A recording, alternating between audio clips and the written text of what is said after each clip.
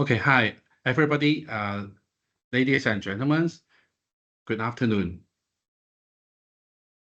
Today, our sharing topic is leveraging AI in the construction industry and BIM practices. The sharing session will be conducted in English. So before we introduce the speaker, Dr. Loha, we will have some update and what's happening in the HKIBIM.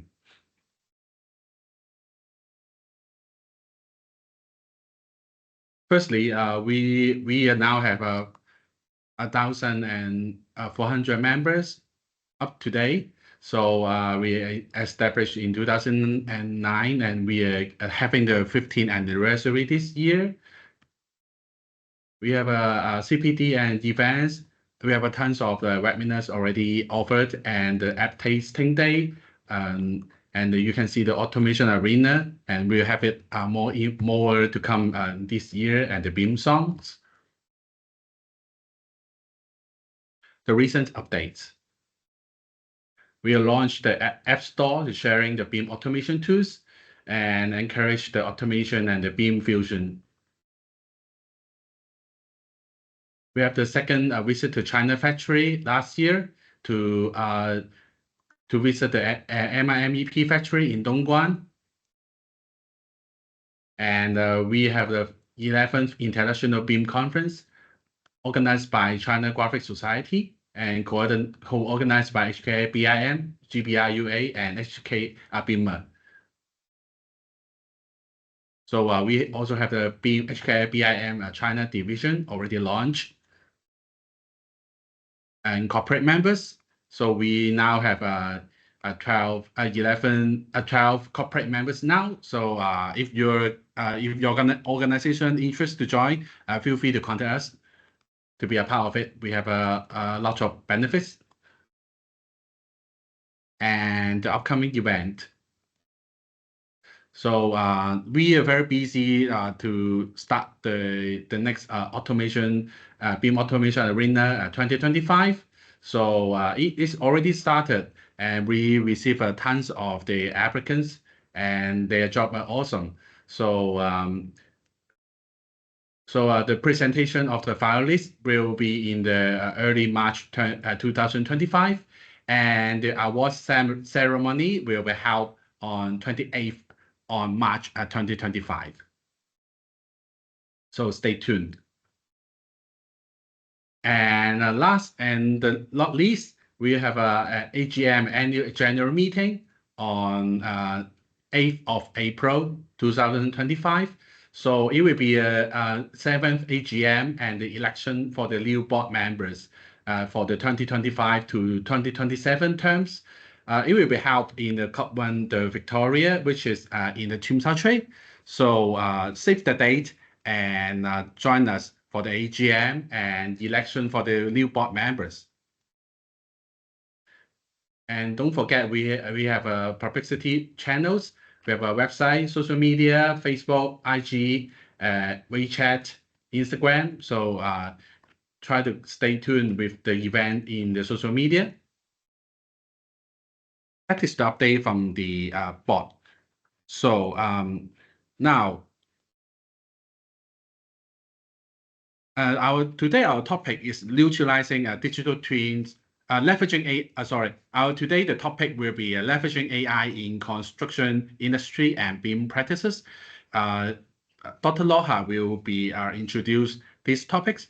Apart from the last topic, Dr. Loha shared about the digital twins. This seminar aims to demonstrate how AI and ML could revolutionize the construction industry by improving the sustainability, efficiency, and performance across building life cycles, ultimately contribute the growth effort in tackling climate change and achieving sustainable development. So I will give the time to Dr. Loha to share his topic. Dr. Loha, please. Thank you very much. Hello, everybody. Let me just share my screen. I hope it's visible for you. Yeah, we can see it. Fantastic. Okay, so welcome everybody. I know it's been a long day for you, probably after work, so I'll try to make this as interesting as possible. So a little bit about myself and who I am. So I have been very fortunate to be wearing two hats. So I have my hat at academia, of course, as an associate professor at Middlesex University, and my specialization is in creative digital technologies that can be used for construction. I'm an architect by background, but I also have another hat in industry where I'm still a practicing architect and consultant on construction projects and within organizations as well. I also lead our master's programs in building modeling management. And I'm also have a few roles in industry as director of the African BIM report, and I also authored the Chartered Institute of Building related to artificial intelligence and digital twins with the NBIMs in US. So with this little background about myself, I would like to introduce today a topic which is very dear to my heart and which I've been working on for the last couple of years, and that is digital technologies, specifically AI as well. Last time I had the privilege of seeing many of you, I think it was last year or something approximately like that, when I talked about digital twins. And today I'd like to talk a little bit about AI. So I'm going to start with what are the reasons why we could use AI in our construction industry. And then I'm going to go into some specific examples of using AI, and then I'm going to end with a specific project that I had introduced before related to digital twins, how we actually added the AI factor into it. So what's our problem? So I'd like to first of all talk about what are the current problems that we have that might necessitate the use of artificial intelligence, or is it just a big advertisement and it's not really that useful? So I think we are all familiar with things like what we see here on the left side of my slide. These are not things that were created using AI or anything. These are actual problems that we've seen in some projects with misalignment and just cutting off parts of structure and very bad neighborhoods, which can induce crime as well. So these are all problems that we see currently. But there are larger issues in the global arena, and that's related to the effect of the construction industry on the world. So, I mean, it starts with pollution, with excavating and taking out agricultural land and dried land and wildfires and slums and all sorts of problems that we see, even biodiversity as well. We have an effect on that, as we will see later. So these are all problems that we see at the moment with all the emissions and health and diseases, and not just the automated errors and design errors and things like that. So I would like to just add a few more statistics to make that reality.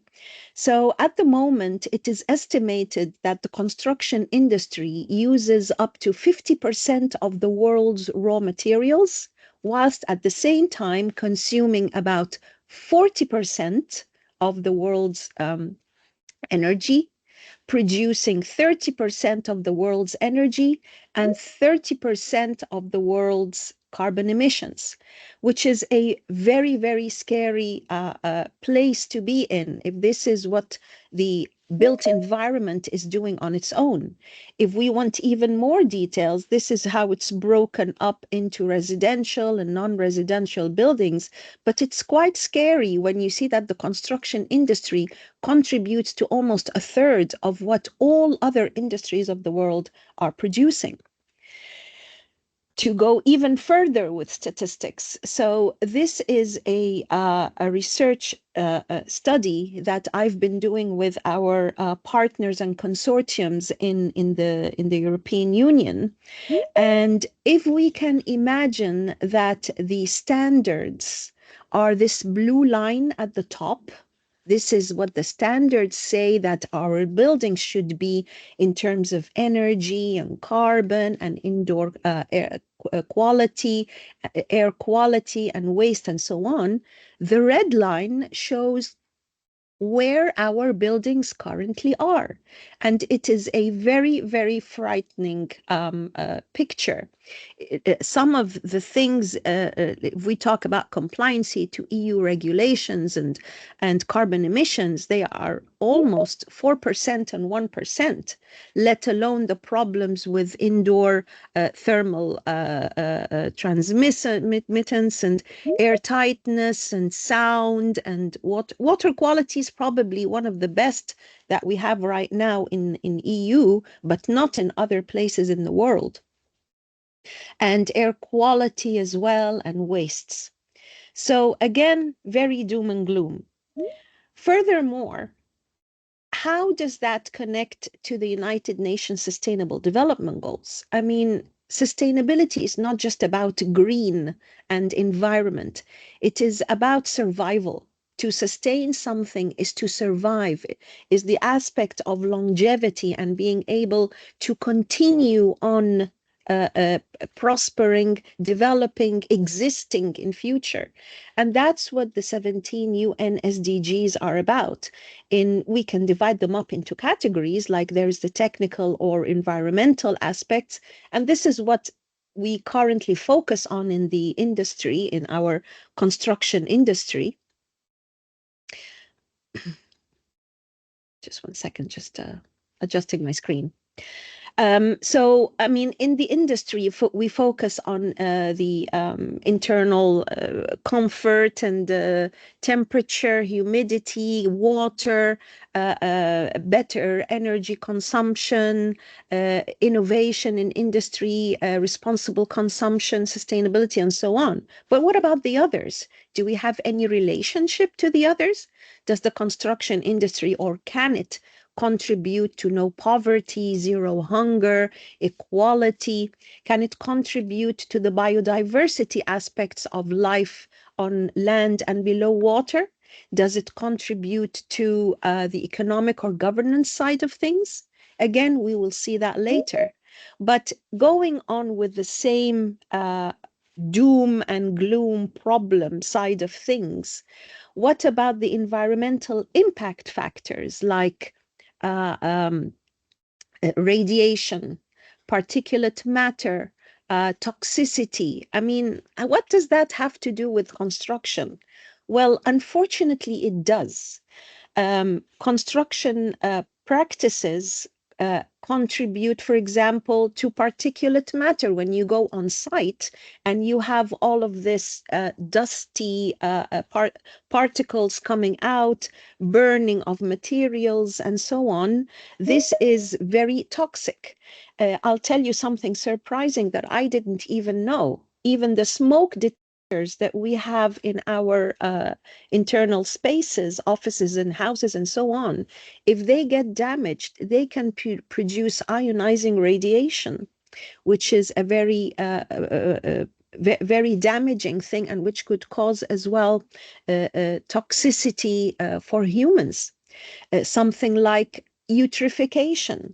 All of those materials that are wasted from construction sites and go into the soil eventually end up in the water supply with its nutrients, producing algae, allowing algae to grow and preventing oxygen from going under the water.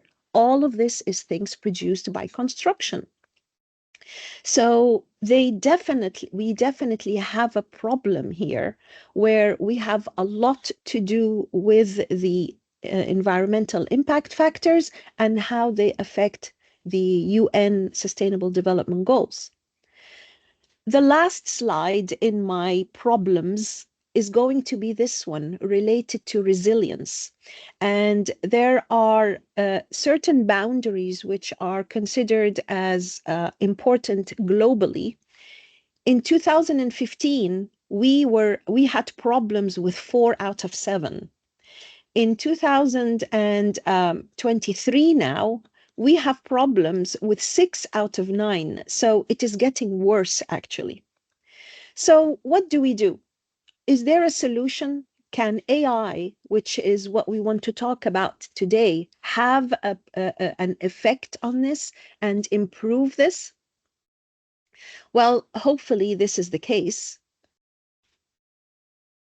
So just a little bit of an introduction about AI, and I'm sure that many of you already know this information, but just to summarize before we go on, it has been identified that there are 3 major maturity levels of AI.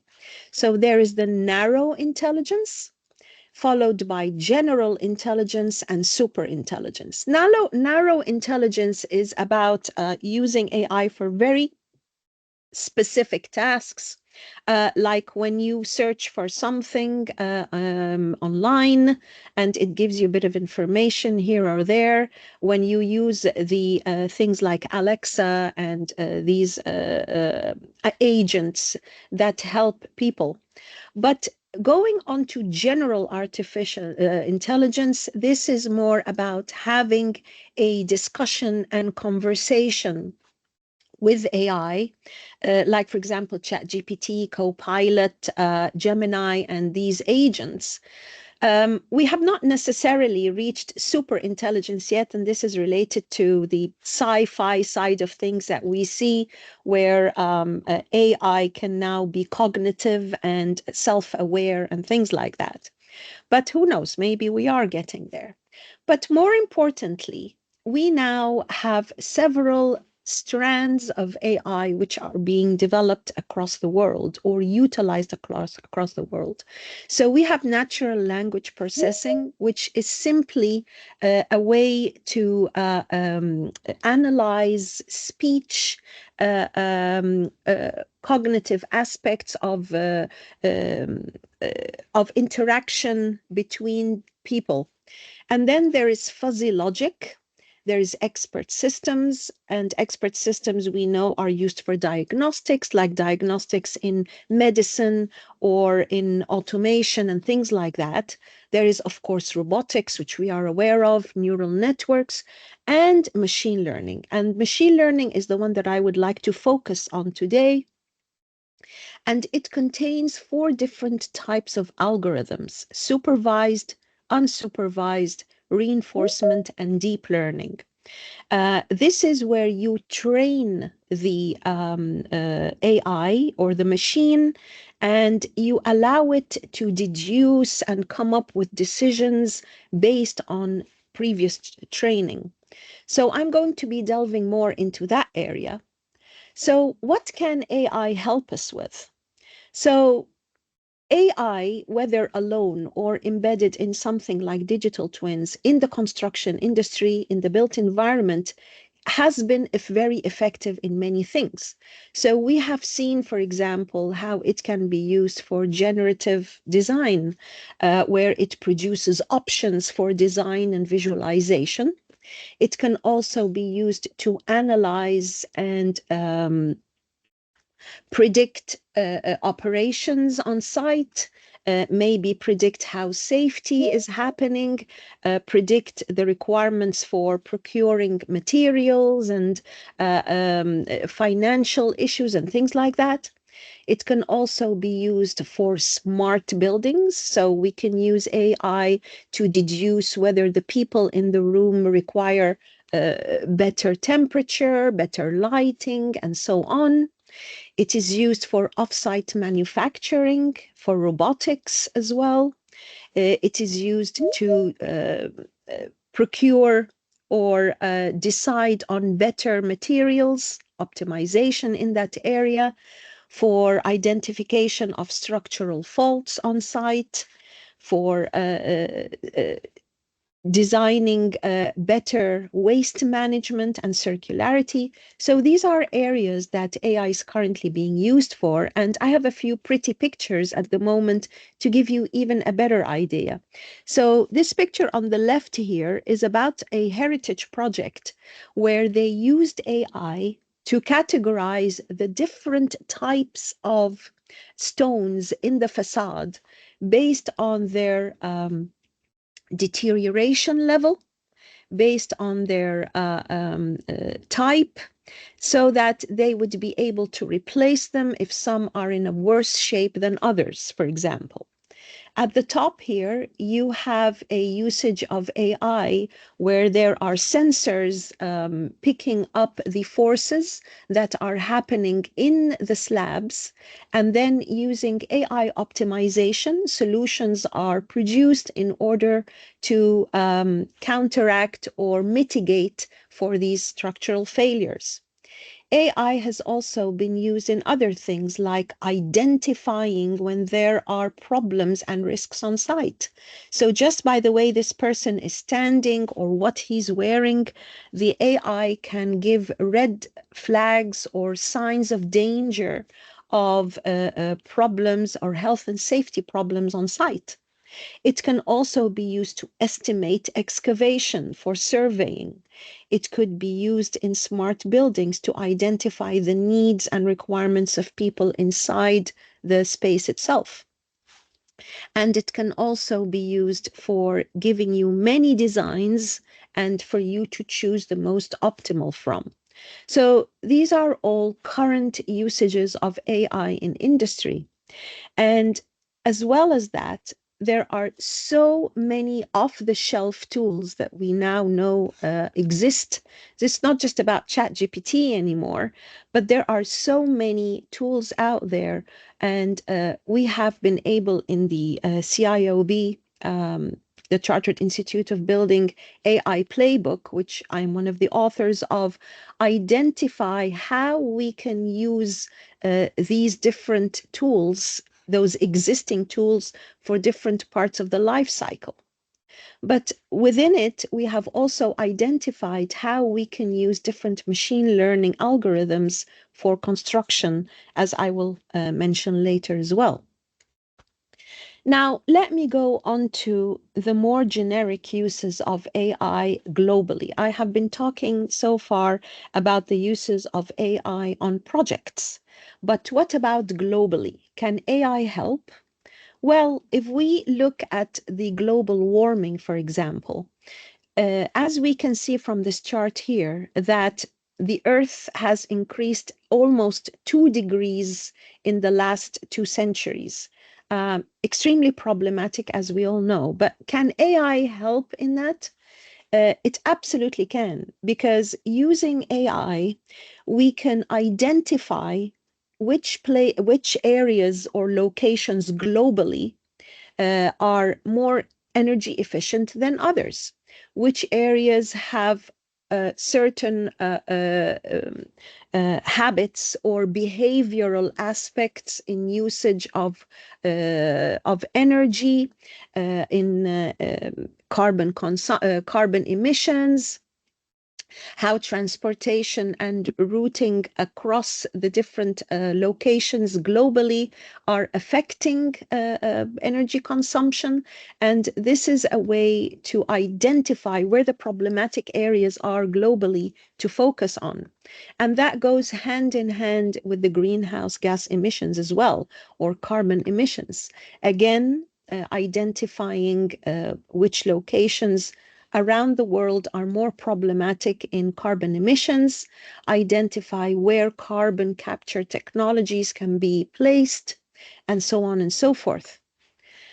Regarding population growth, again, AI can help with that. So AI can identify which regions, again, around the world or in different countries are more populated than others. whether there is a relationship between that and other aspects like illiteracy, unemployability, the usage of different background disciplines, and how that can be used to redistribute people across different neighborhoods. Again, that is an area that AI can be used for. It can also be used to identify which areas in the world there is soil degradation in, which areas have forestation, so that we can try to reduce deforestation. We can try not to excavate areas or use them for urban development where it is not possible to. So again, this would help identify which areas around the globe need mitigation plans for improvement. And finally, even biodiversity as well, as we can see from statistics that we are losing almost up to 70% of wildlife.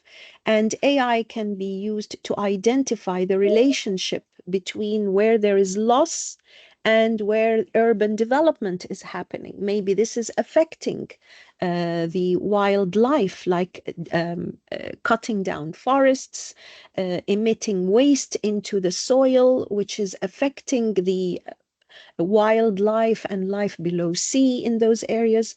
So again, very important usages for AI, even globally. So I would like to go on to my third and final part of the presentation, and that is related to a project that I have currently been involved in. It is a continuation on a digital twin project that I had started years back, and we have now implemented AI aspects into it. And I'm going to show you how we did that and how that was useful. So to summarize what the project was, it was a heritage project, and it was in collaboration between UK and the Egyptian Ministry of Antiquities and Cairo University.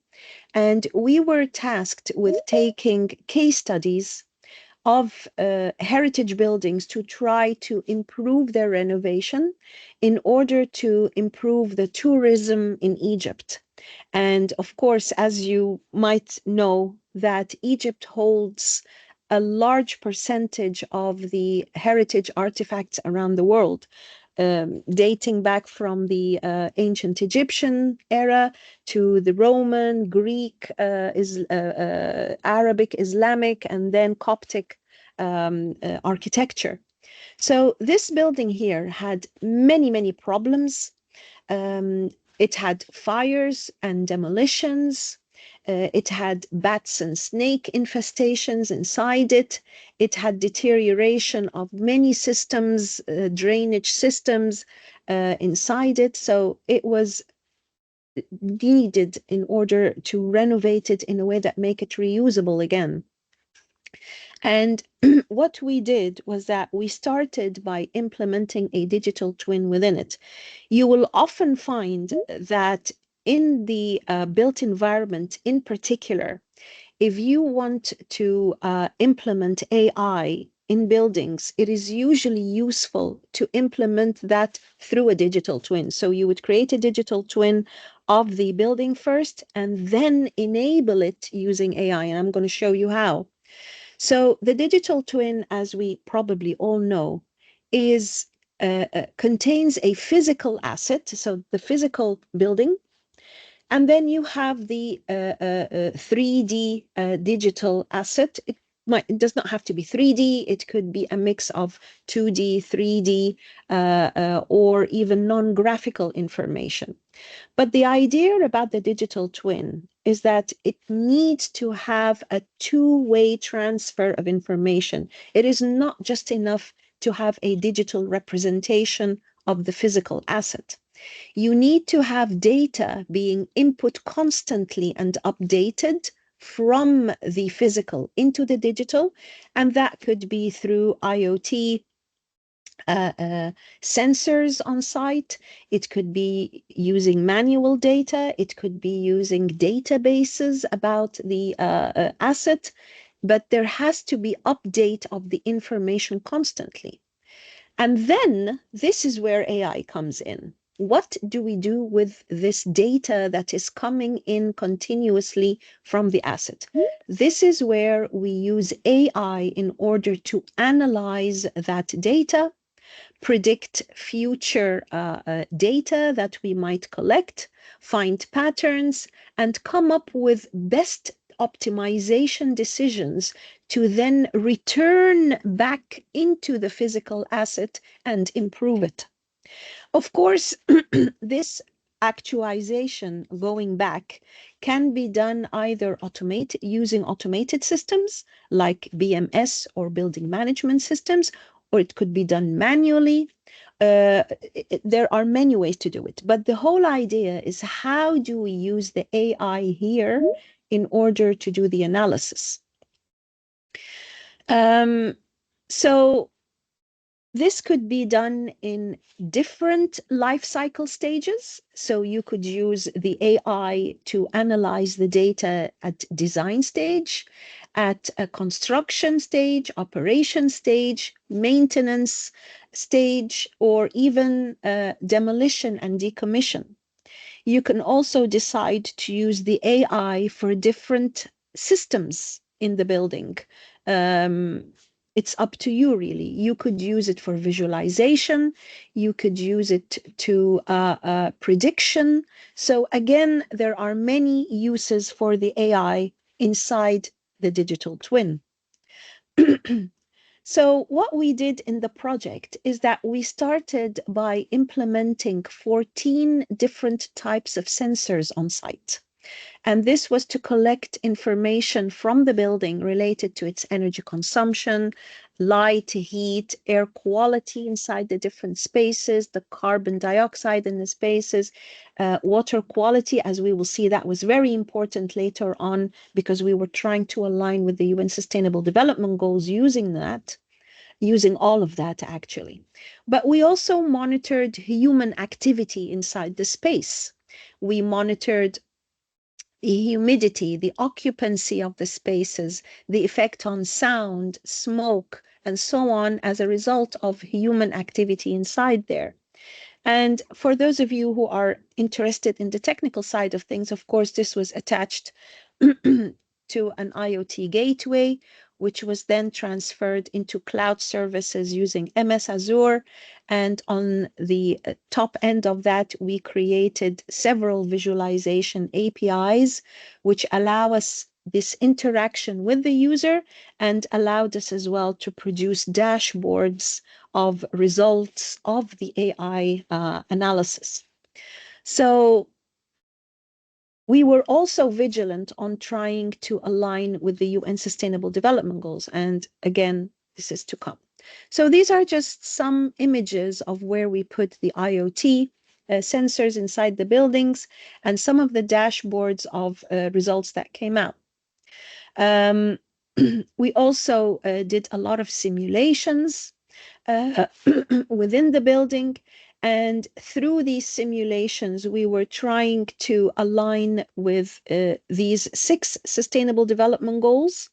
So improve the indoor quality of the space, better water, more innovation. We used affordable energy through, of course, PV panels and some wind turbines on the estates.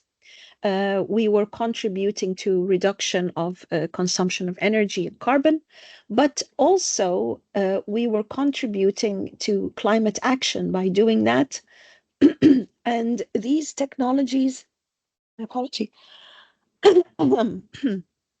were also taught at universities, both in Egypt and in the UK, which were the 2 partners in the project. And we were also contributing to equality, both in gender and in accessibility by doing that, because we were contributing to more jobs in the tourism by improving these buildings, these heritage buildings, and that would allow more equality for both genders. And in case also you would be interested, we were also trying to align with other UN Sustainable Development Goals, which are not necessarily the ones that construction tend to do, like the estates of the palace. We created a digital twin for that. And the estates contained a lot of vegetation, vegetable and fruit acres. And we were able to identify how we can improve the productivity of them, how to sell them, and that would feed in to no poverty and zero hunger. We also managed to change and improve the drainage system within the palace, which was feeding into a nearby water supply river. And by doing that, we were helping reduce the pollution that would affect the underwater life. Also, that was actually part of my favorite part. We managed to remove the bats and the snakes, which I mentioned earlier, to another habitat instead of fumigating them and killing them. So that was contributing to life on land.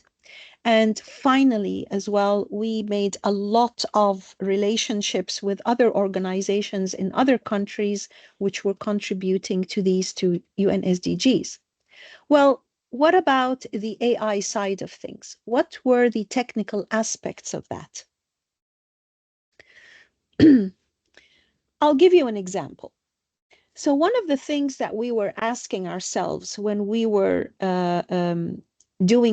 trying to improve the renovations is, okay, we want to renovate using materials which produce very low carbon emissions, very low embodied and operational carbon emissions.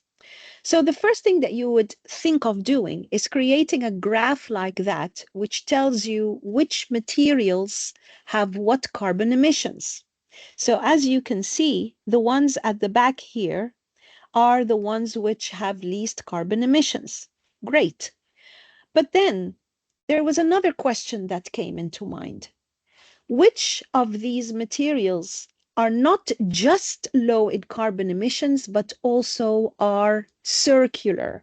So they can be reused again, so that they don't end up in landfill or waste dump after the building is renovated or after these materials are changed.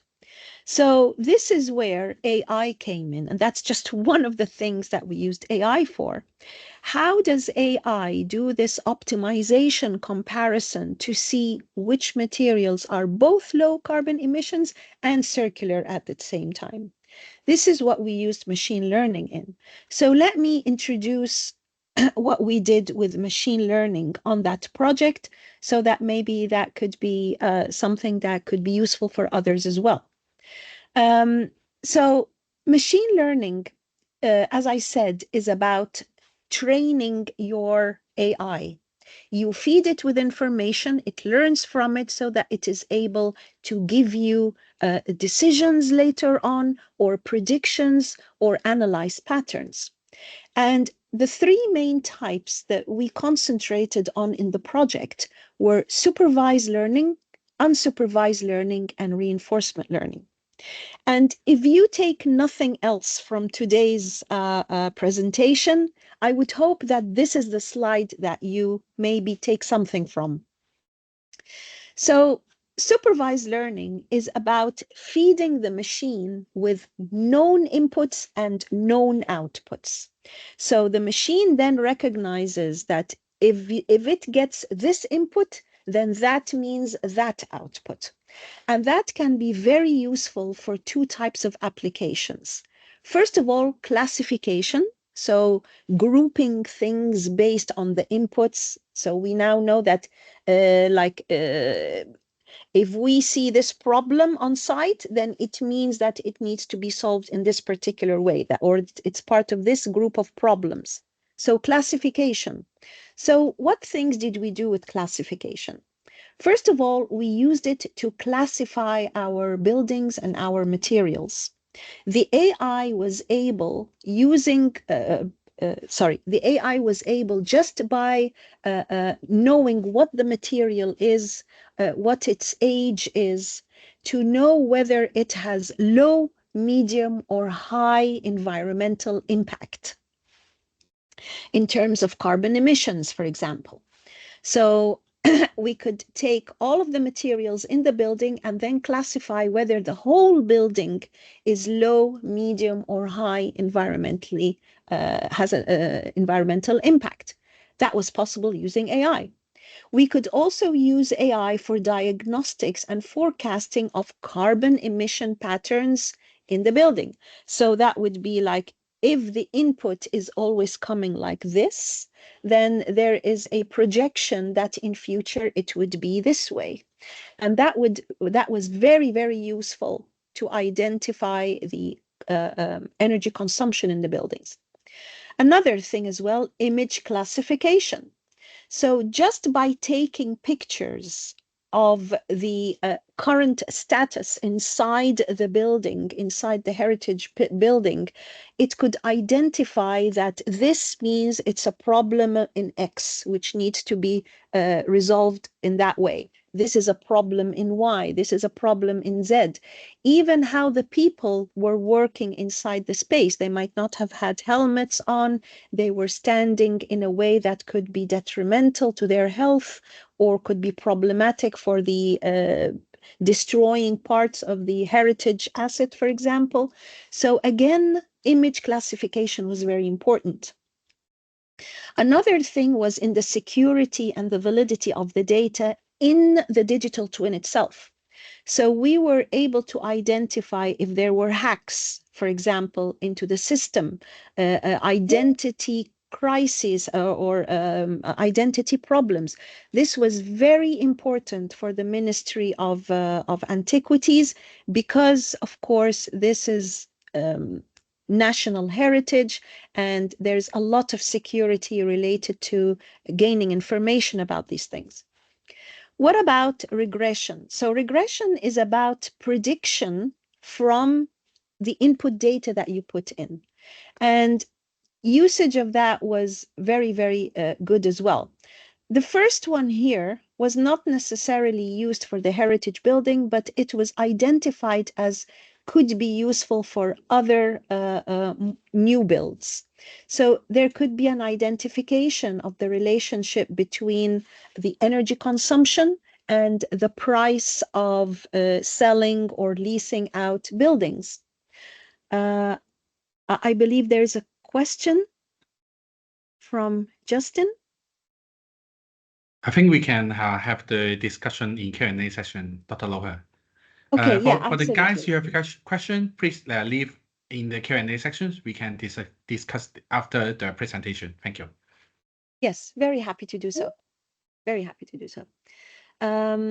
Okay, so it was related to the land price in comparison to energy usage. It was also used to, as I mentioned before, predict how these materials could be reused later on.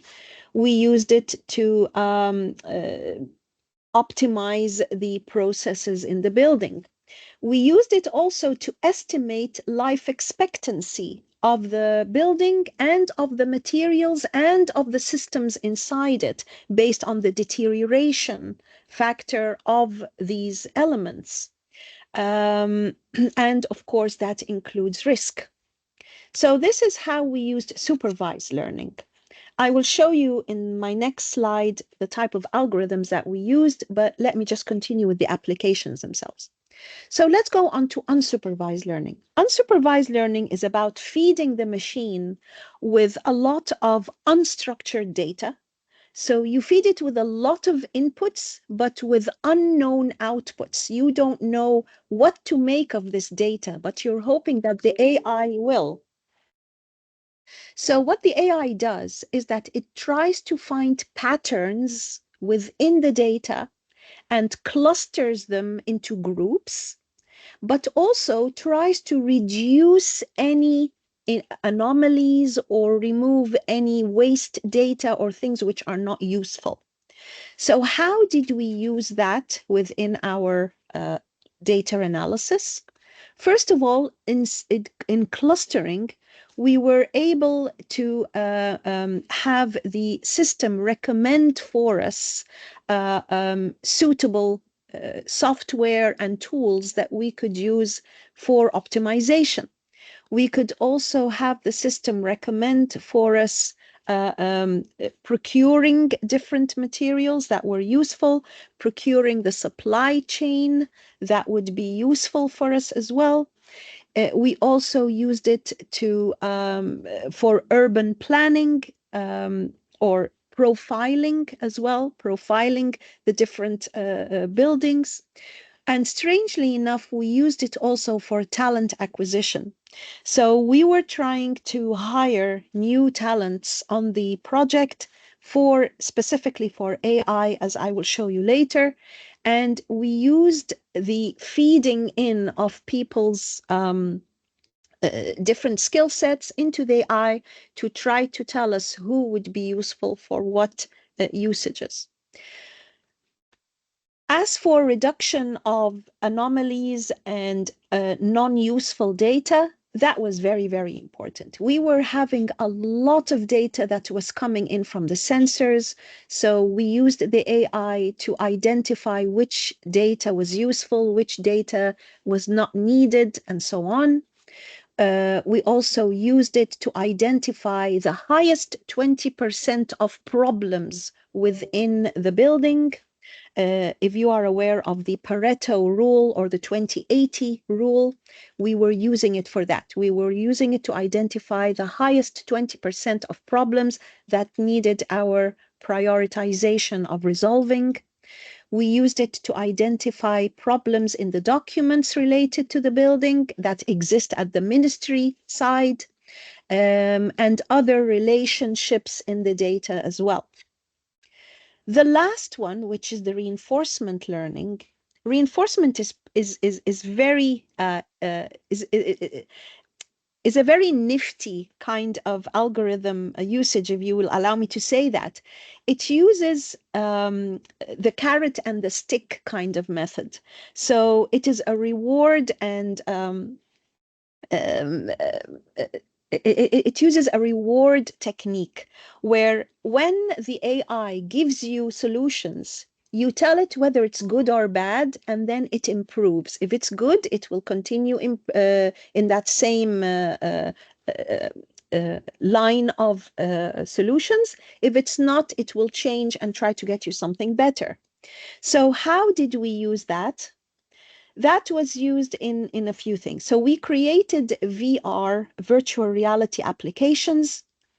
And using those virtual reality applications, we were able to try to make the user identify if there were problems in the space, because some of the areas of the building were used for office. So we tried to identify whether there were user preferences in order to improve them, like the temperature and the lighting and so on. We used it for design optimization for solutions in the palace. We also used it to improve the bids that we were creating with helping the ministry to create in order to procure new materials for renovation.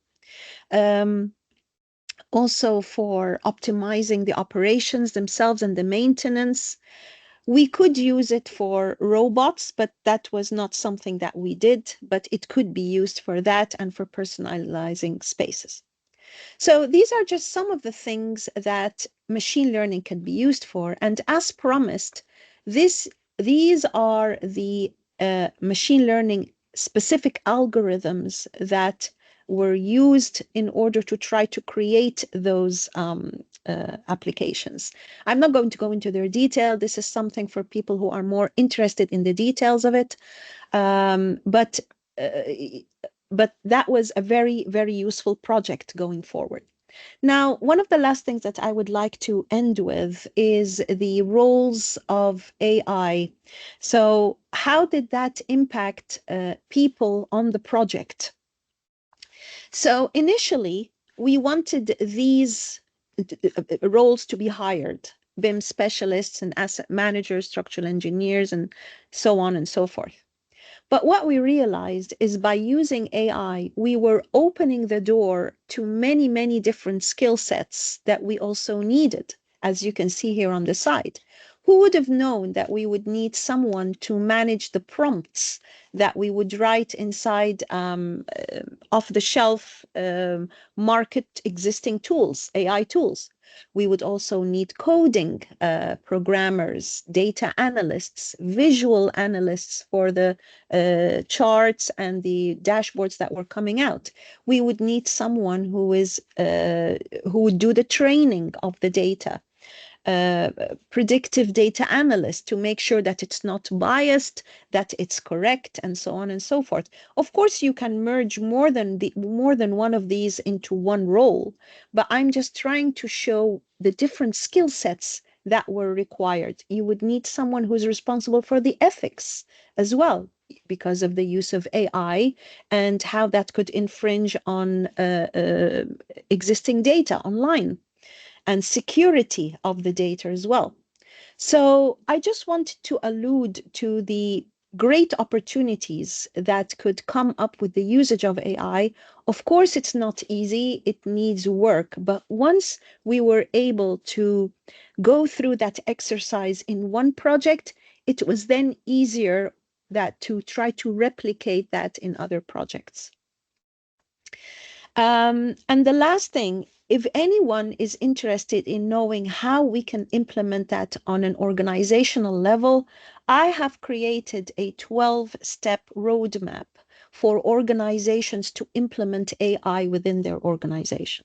I'll quickly mention them, but I'm happy to take discussions about that at a later date, or you can find a bit of more detail in the CIOB AI playbook. So first of all, an organization needs to identify what can AI do for me, for my organization? What are the potential uses? The next step is then to identify where are the problems that I do have in the organization. So perform a gap analysis of what then can I use AI for? So not just what can AI do in the first step, but what do I personally have a problem with that AI can help with? The next thing is, what skill sets would I then need to have in the organization or outsource in order to help with starting this process? What people, what resources do I need? And then what off-the-shelf existing tools can be used to help us, to help the organization? What things can the off-the-shelf not help with? So what are the things that need programming internally that off-the-shelf tools cannot provide? Once we decide what custom solutions that we need, what types of AI can help with creating that custom solutions? As I was saying, do you need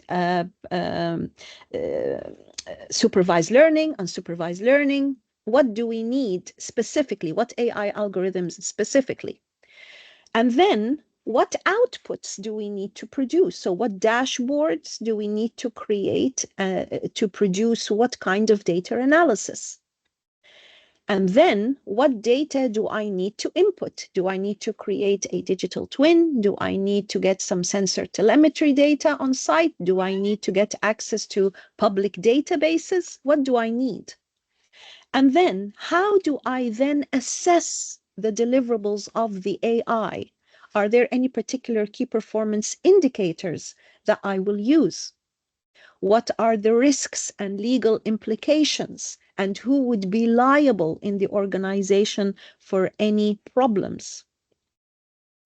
How often do I then update my AI system? And finally, how do I integrate all of that AI with existing technology solutions that I have in the organization? So by following these steps, which I have summarized here, there are certain things that you should think about, like it's always useful to establish an internal AI working group, create a team internally within the organization to discuss these things, especially regarding what roles are needed. What is your vision and your objectives related to your AI? So will AI change your vision and your mission and your business objectives, or will it not? What level of maturity of AI do you want to reach, and in what time frame? What pilot projects can you test the AI on? How do you address ethical issues? Have you thought about it? How do you address cultural issues and the need for infrastructure or data? And how can you reiterate that process and refine it? So these are all things that one can do at an organizational level. And with that, I would like to end this part of the discussion. And I am hoping to show you after the questions how we actually implement that on our Masters of BIM Management at the university after the questions. Thanks a lot, Dr. 𝗨𝗧.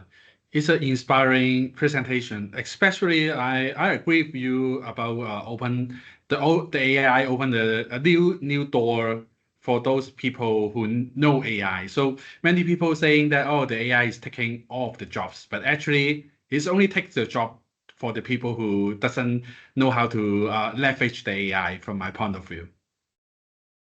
Absolutely. Yes, I agree with Yeah, you. so I think we have been seeing quite a lot of the so-called AI application in construction industry, but so far I think we see a lot of application more focusing on the design phases, just like how to do the optimization of the design, how to do the something like stable diffusion to generate the architectural rendering, something like that.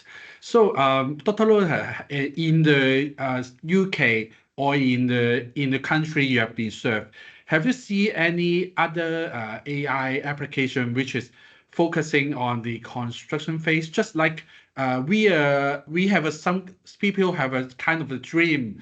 Is that some AI can help us to do our tedious documentations, something have to answer the cycle, something like that? Yes, absolutely. I mean, there was a slide here which I'm trying to find. I think I'm sharing again. This is a slide that I created. As I mentioned, I am a Yeah. consultant for organizations in industry, and I had created this. I mean, forget about the part on the right here. This part on the left shows different AI tools which can be used for construction phase, for operations, for planning, not just for design. Yeah. So yes, absolutely. There are many, many tools out there which can be used for document management, finding errors,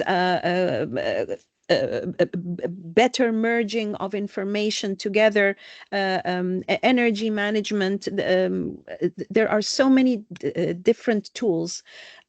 Whether they are used or not, no, they are not used that often. This is the journey that we're currently in, and hopefully everybody here on the call as well will be.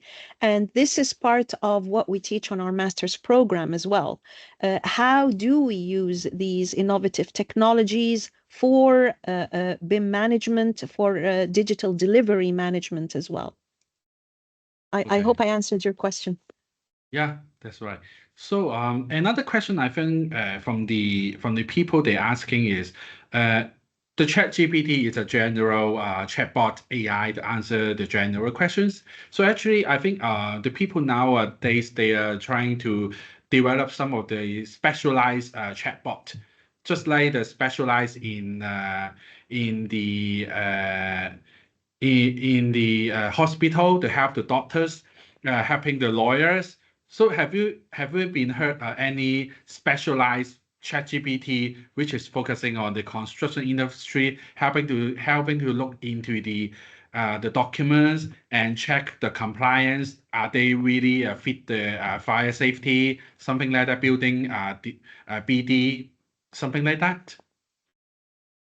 Has ChatGPT been used for that? Yes, it is currently being used for that. Not just ChatGPT, but Copilot as well. I mean, I'm an advocate of Copilot because it does not necessarily keep your data for training later on. It does not retain your data, so it's more secure in that sense. But yes, it is possible to allow these existing tools, Gen AI tools, in order to do comparisons, to find anomalies and errors in the documents, and to ask them to summarize them, as you of course know, to ask them to improve them. There has been attempts, but I would always advise that you do not, or no one would take what is produced as it is. It has to be checked by the person, and the person needs to make sure that there are no errors. Sometimes even the references that are given are not exactly accurate. You have to check them yourself. So it is an immensely useful tool. I use it all the time for these things that you just mentioned, but I have to check everything myself after I'm given the results. Yeah, that could be one of the problem, right? The imagination of the AI, so they are not really the right answer sometimes. Yes, it has to be taken with caution. Please remember that AI tools are only as good as what you train them with. So, of course, with generic tools like ChatGPT and Copilot and Gemini, they have been given millions and millions of data sets to train on. And that's why we maybe currently trust them to some extent. But if you are going to do your internal customized tools, make sure that you use public databases that are reliable. There is another project, for example, that I'm doing with our European Commission, and related to optimization of buildings as well, using AI. And we have been very meticulous in the type of AI databases that we are currently using to train our data, until we have our own data sets ourselves that we are generating from the buildings. So very important to put that into account. Yeah, I think the next step of those AIs, we are waiting for the construction focused, a specialized construction focused AI to help with that. So now let's see if still the participant have any questions want to raise here. I think if you come up with any question want to ask Dr. Loha, you may raise it even though after the meeting to share with us. Yes, So I think absolutely. yeah. So I think Dr. Loha still have a presentation to go through, right? Yes, so I would like to, I have been asked to introduce our Masters in BIM Management and Sustainable Digital Delivery at the university. So I just like to give a little bit about that and how we are currently advocating to the message that I even just delivered for everybody, and how our actually students were part of the project that I even just showed you. So just a little bit about our university. For those who are not familiar with Middlesex University, we are in the top 2% of the world university rankings. And again, we are one of the top 2 universities in the Young University rankings. We have more than 40,000 students worldwide in 3 different campuses. And the program that I'd like to tell you about is our MSc in BIM Management and Sustainable Digital Delivery. This program was started 13 years ago. It was one of the first globally to provide a distance learning master's in BIM management, and it is one of the still one of the most important globally in this arena. You don't have to take my word for it. You can see the awards that we have been given for the program. Of course, the Hong Kong Institute of BIM gave us an award in 2020 and 2024, but we also received an award last year from the UK and Ireland Green Gown Sustainability Champion Award for the performance on the project. We also received an award from the International Building Excellence before. So we have been really on the forefront of this. We are currently finalizing accreditation with 4 different professional bodies: the CIOB, the RICS, the CIAT, and the JBM. The JBM, or the Joint Board of Moderators, includes within it actually 5 different professional bodies just within the JBM. So this is currently being finalized, so our alumni and our prospective students will be able to enjoy that as well. We are approaching almost the 1,000 milestone of alumni from our program.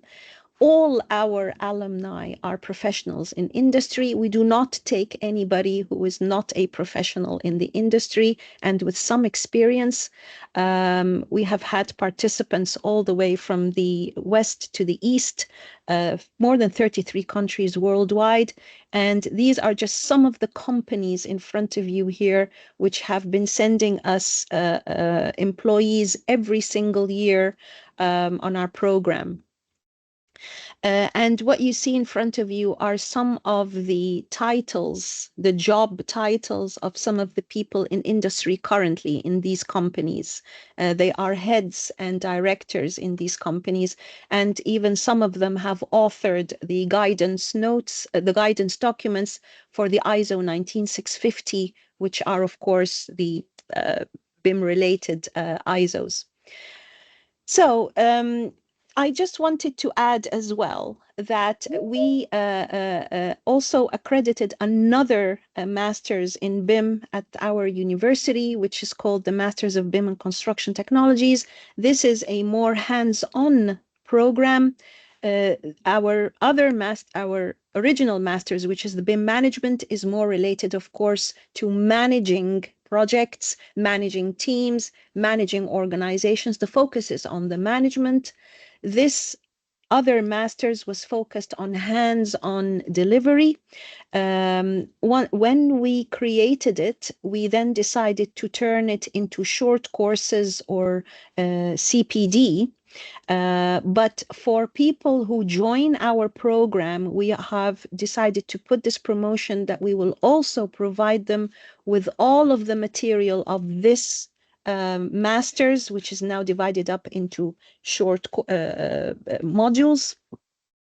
We will also provide them that for free in addition to our original masters. So just wanted to mention that as well. So our focus in our master's program is on the management side of things, the management of technologies, management of people, policy, processes, and what you see in front of you are only part of the things that we focus on in these areas. But I also wanted to allude that the reason why our masters received those awards that I showed earlier is because of our focus and innovation on 3 particular things. And I will show you details of that later. First of all, we focus on how Industry 4.0 technologies in particular can be used for BIM management and digital delivery management on projects.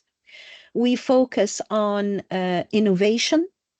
And as you might expect, we focus heavily on how to achieve all 17 Sustainable Development Goals, which is what we know from employers in industry, that this is a definite skill set that they look for in the in people that they hire, how they are thinking about embedding sustainability within the projects and within the organizations. So It is divided up. Actually, our program has just been recently redeveloped, and it is focusing on 5 modules.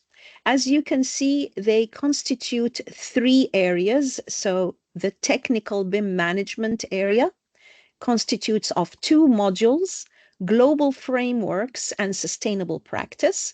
So here we introduce all of the global best practices and frameworks that are out there. And then in the complementary second module to it, we then talk about projects and specific applications with many, many experts and gurus who teach on our program. And the focus of these 2 modules is the technical side of BIM management. What do I mean by that? It is everything that is related to technical issues, right from planning until demolition, actually. So we talk about technical issues in design, in construction, in operations. So it's not just about design phase. And this is managing that within teams and projects. We then go on to the next or second phase of the program, and this is operational BIM management, again related to global frameworks. My apology for the typo. This is supposed to be sustainable practice. My apology. And we talk about all of the operational side of BIM in projects and teams like risk, quality, legal, sustainability, time management, cost management, supply chain management, information management. All of that is talked about in this part of the program, which then leads us on to the final part of the program, which is the strategic BIM management. And this is where the master's thesis is created as well. And here we focus on organizational level. So again, the taught part here is how do you manage organizations, digital transformation, partnerships,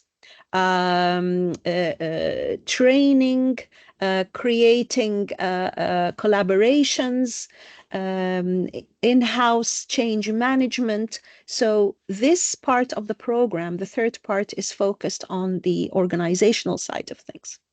And the whole program is delivered completely online, as you will see. We have, it depends whether you're full-time or part-time. In part-time, you will study it in just 1 year, and in full-time, you will study it in 2 years.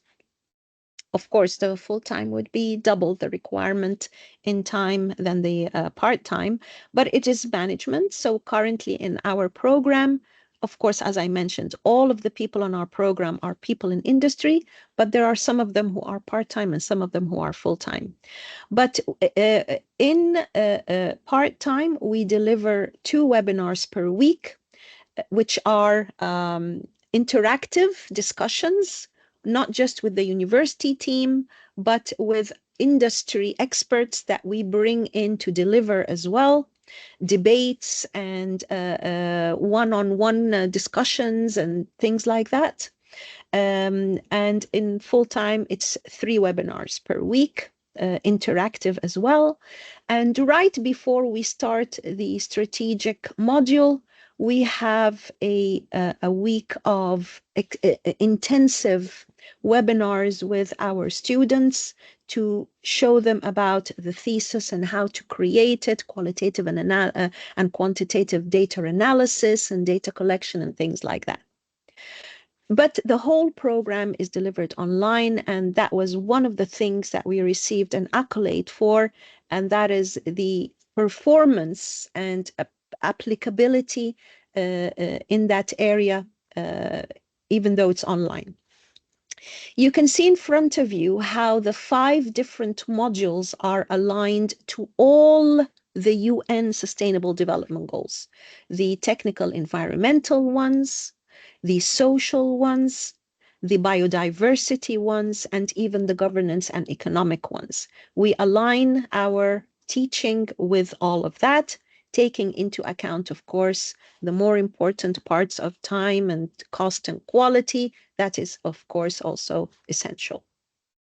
These are just some of the names of the many guest lecturers that teach on our program, and we update them every year in order to provide the best experience for our students.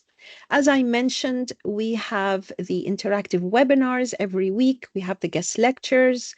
You will not have exams. So everything that you do is practical projects and case studies and journals that you write so that everybody can get the information and share it together as well. Critical analysis. So these are all our teaching techniques. And I am more than happy to share these slides with you. These are just some of the things that we teach on the technical, the operational, and the strategic side. More than happy to share this. Regarding the eligibility, so we accept people with a degree qualification, which is related to construction, with 3 years of experience, so that they could go onto the management side of things, of course. Or if they do not have a degree, they could be a member of a professional body with the 3 years of experience at minimum. Or if they do not have either of these, we look into case by case based on people's experience. All of the applications go to me, and I am happy to take on board anybody who qualifies on the program. Of course, a CV is very important to see the qualification. The other masters, just to show everybody that the other masters that we are also providing for free in addition, it's modules. It contains these 7 different modules: technopreneurship, visual programming, how to actually use sustainable software, modeling. So these are hands-on modules that teach you how to use the software themselves. If this is something of interest to you, we provide that also as additional to our main masters in technical, operational, and strategic BIM management. As you can see, it covers many, many different areas from both. And these are some of the software that are taught on the other masters, but on this masters, we focus on management software like Autodesk Construction Cloud, Plannerly, Saleeb. These are management software that we focus on as well. And these are some of the projects that we have analyzed and produced by the students over the years. This is even our council here in the UK. Our students participated to their net zero challenge. And I hope with that I have not taken much of your time. Any questions are welcome. Thank you very much, Dr. Lohar. So for the participants who will be interested in the Middlesex University, the master or the other courses, please feel free to contact Dr. Lohar and her team, or you may contact us as well if you're interested. So once again, thank you very much for Dr. Lohar today for to present the topics. And I think this is the last presentation, the sharing session of the HKIBIM 2023 to 2025. So I would like to take this opportunity to thank you all of the presenters, including Dr. Lohar, for helping us present for 2 times, and the other presenters. So I think this is the end of today's sharing sessions. But for the members, HKIBIM members, don't forget to join our AGM section and the election of the board members. So I think that's all for today. Thanks again, Dr. Lohar.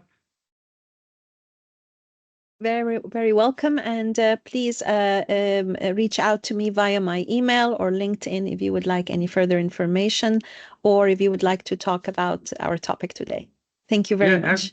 Absolutely, thank you very much. So for today's the participants who were joined late, don't worry, we have the recording and we will available on the YouTube very soon. So that's all for today. Thank you, Dr. 𝗪𝗲, and thank you for the participants. Have a good evening. Goodbye. Thank you. Bye-bye. Thank you. Bye-bye.